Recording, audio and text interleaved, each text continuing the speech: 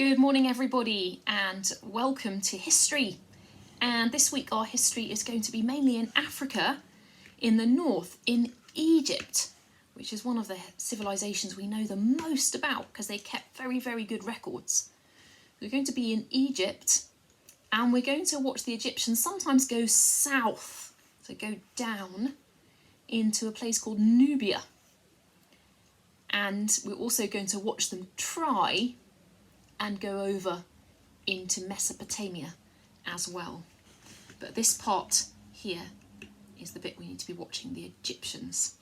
We're going to meet some famous pharaohs, and we're also going to learn about one of the most famous pharaohs of all that we have many treasures from.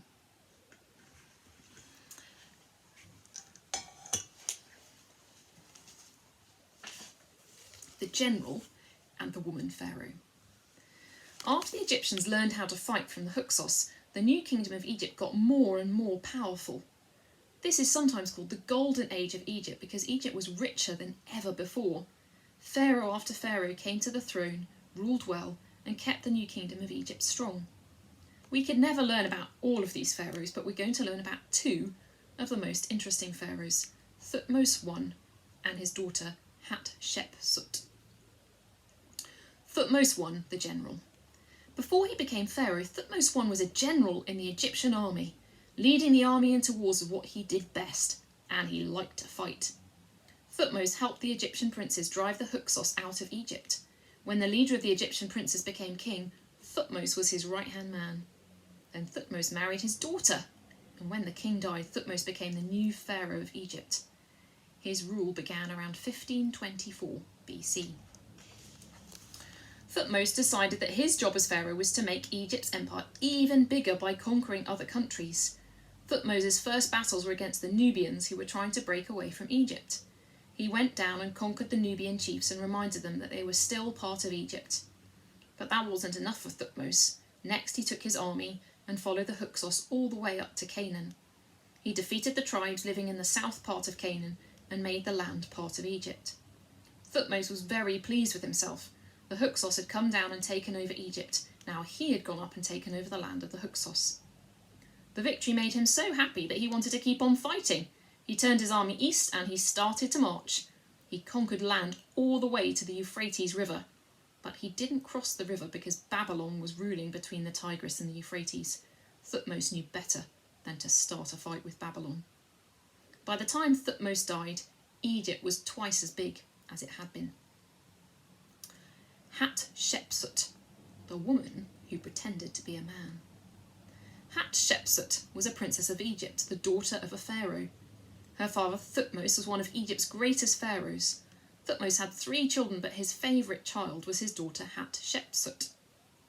Hatshepsut loved to listen to her father's stories of battles and conquest. She wanted to grow up to be a pharaoh too.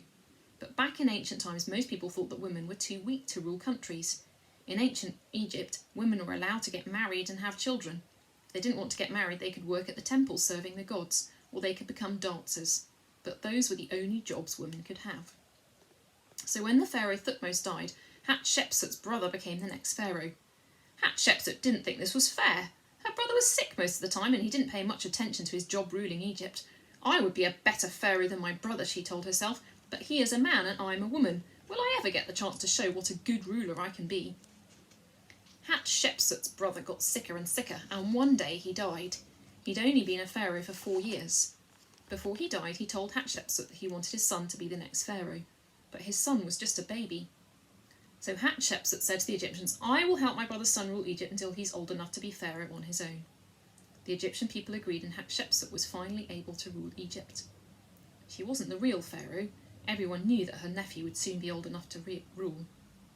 But when that day came, Hatshepsut announced that she would not give up the throne. My father always meant me to be the crown prince, she told her brother. He wanted me to become pharaoh rather than my brother. You can't do that, the people in the palace said. Only men can be pharaohs. Hatshepsut answered, but the god Amun-Ra told me that I would rule Egypt. He said, welcome, my sweet daughter, my favourite, the ruler of Upper and Lower Egypt. Hatshepsut, you are the pharaoh. So the gods themselves want me to rule Egypt.